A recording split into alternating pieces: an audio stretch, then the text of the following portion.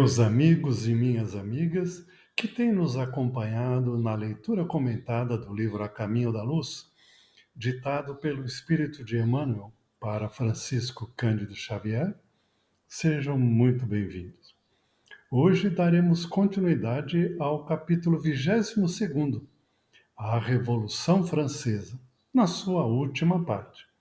Que possamos aproveitar muito a leitura.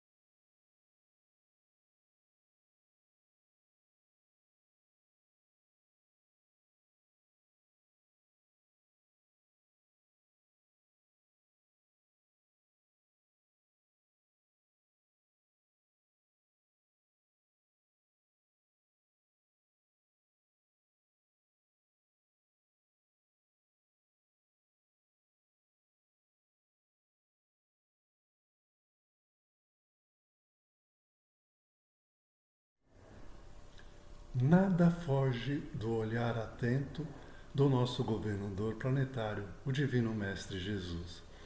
A sua atenção com os destinos da humanidade são infinitas, bem como infinita é a sua paciência e a sua tolerância para com aqueles que, apesar de altamente preparados, assessorados por uma equipe da espiritualidade sob o comando do Divino Mestre, vem à Terra com missões específicas. Porém, em determinados momentos, acima do amor do Cristo pela humanidade, acima da sua tolerância, apesar do respeito absoluto pelo livre-arbítrio daqueles que são enviados à Terra, é preciso agir. Porque momentos decisivos são imperiosos que sejam cumpridos. E a Terra se aproximava a mais um destes momentos onde Cristo precisava agir de forma definitiva sobre os destinos da humanidade. Chegamos ao ano de 1795, logo depois da Revolução Francesa, quando ainda estavam sendo assentados as novas filosofias, o novo destino da França, que tinha papel preponderante nos planos do Cristo. Assim, vem a Constituição, que ficou conhecida como a Constituição do ano 3, e que foi um documento fundamental na história da Revolução Francesa, porque estabeleceu uma república liberal e um sistema de governo baseado em um diretório. Essa Constituição formalizou a separação entre a Igreja e o Estado, garantindo a liberdade de culto e proibindo o Estado de financiar religião alguma. Era importantíssimo, neste momento, a liberdade de culto. A Declaração dos Direitos e Deveres do Homem e do Cidadão, dessa Constituição, serviu de base para que ela fosse escrita, garantindo direitos como a liberdade e a igualdade. Conceitos fundamentais, porque logo a seguir viria um dos enviados do Cristo, com uma missão muito especial, a de fortalecer e de impedir que a França, como um país, se desmantelasse e que muitos povos ali viessem dominar. Napoleão Bonaparte. O humilde soldado corso, destinado a uma grande tarefa na organização social do século XIX, não soube compreender as finalidades da sua grandiosa missão. Bastaram as vitórias de Arcole e de Rivoli com a paz do Campo Fórmio em 1797 para que a vaidade e a ambição lhe ensombrassem o pensamento. A expedição ao Egito, muito antes de Waterloo, assinalava para o mundo espiritual a pouca eficácia do seu esforço, considerado o espírito de orgulho e de imperialismo que predominou nas suas energias transformadoras. Assediado pelo sonho de domínio absoluto, Napoleão foi uma espécie de Maomé transviado da França, do liberalismo. Assim como o profeta do Islã pouco se aproximara do Evangelho, que a sua ação deveria validar. Também as atividades de Napoleão pouco se aproximaram das ideias generosas que havia conduzido o povo francês à Revolução. Sua história está igualmente cheia de traços brilhantes e obscuros, demonstrando que a sua personalidade de general manteve-se oscilante entre as forças do mal e do bem. Com as suas vitórias, garantia a integridade do solo francês, mas espalhava a miséria e a ruína no seio dos outros povos. No cumprimento da sua tarefa, organizava-se o Código Civil, estabelecendo as mais belas fórmulas do direito, mas difundiam-se a pilhagem e o insulto à sagrada emancipação de outros, com o movimento dos seus exércitos na absorção e anexação de vários povos. Sua fronte de soldado pôde ficar laureada para o mundo, de tradições gloriosas, e verdade é que ele foi um missionário do alto, embora traído em suas próprias forças, mas, no além, seu coração sentiu melhor a amplitude das suas obras, considerando providencial a pouca piedade da Inglaterra que o exilou em Santa Helena após o seu pedido de amparo e proteção. Santa Helena representou para o seu espírito o prólogo das mais dolorosas e mais tristes meditações na vida do infinito.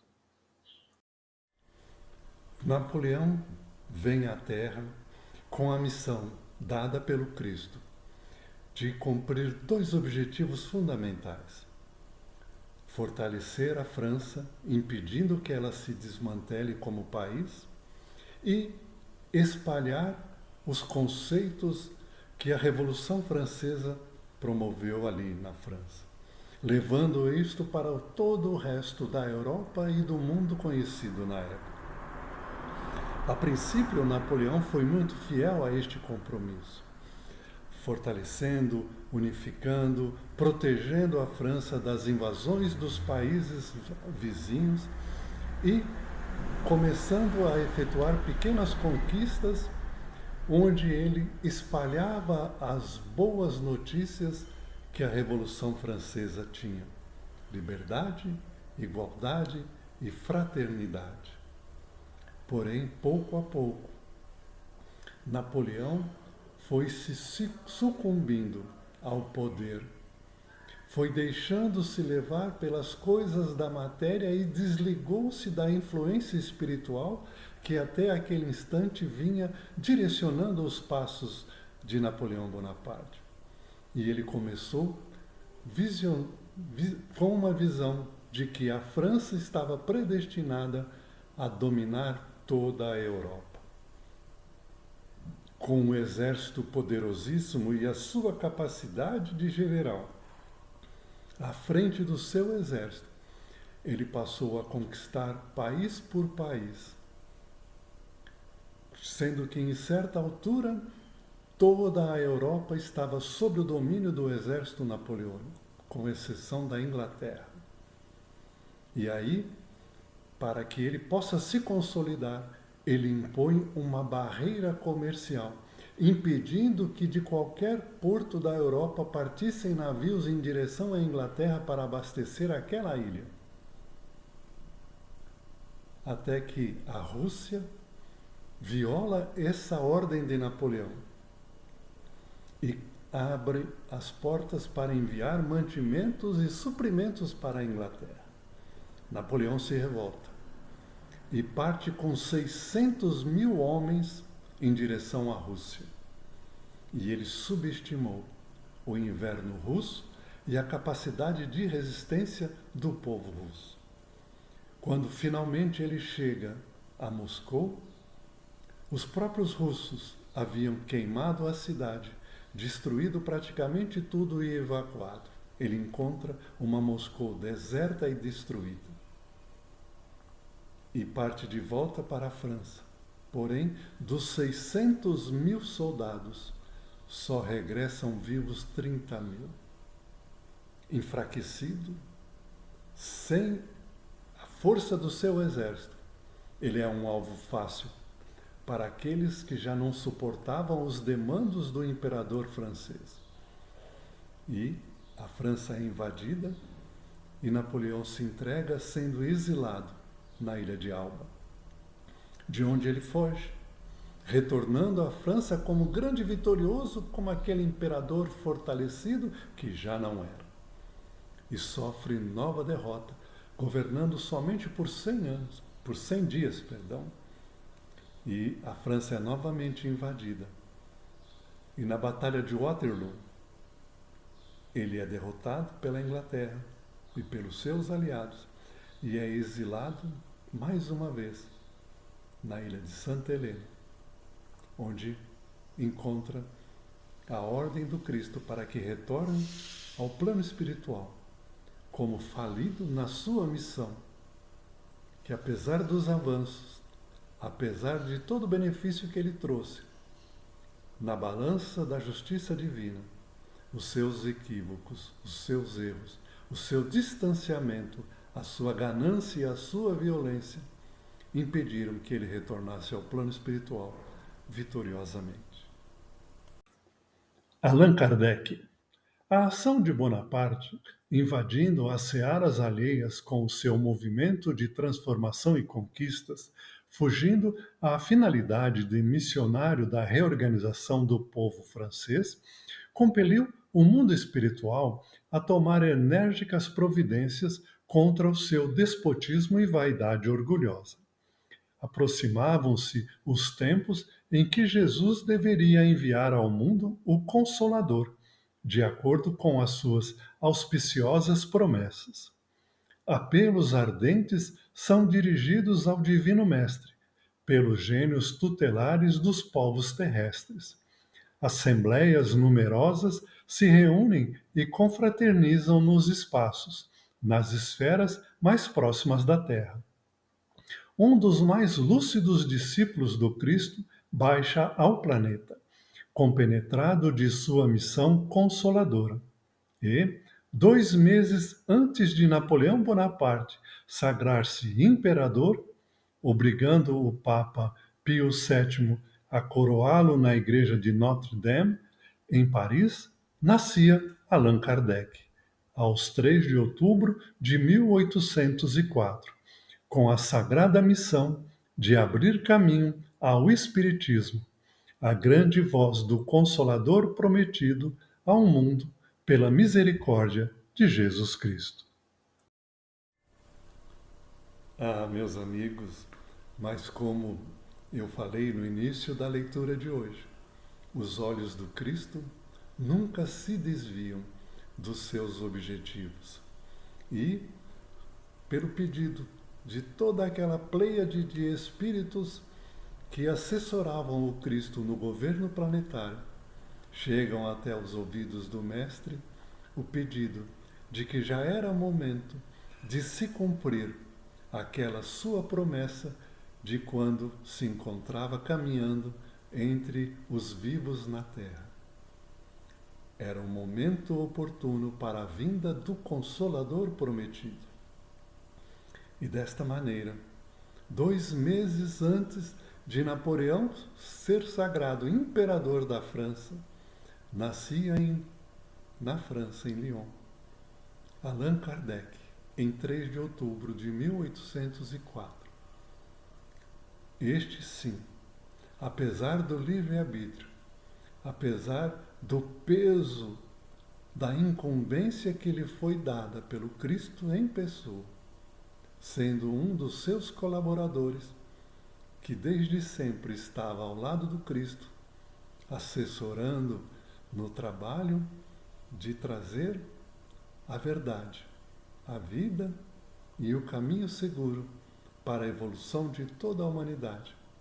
Vinha Hippolyte Léon Denis Rivail à matéria, sendo incumbido de codificar a doutrina espírita e abrir o caminho para que a comunicação entre os 2 mundos se fizesse, trazendo a consolação, trazendo a revivescência da mensagem do Cristo, que há muito havia sido esquecida. Este foi um dos momentos mais cruciais da humanidade. Estava aberto o caminho para que a voz do Cristo soasse novamente em nossos corações.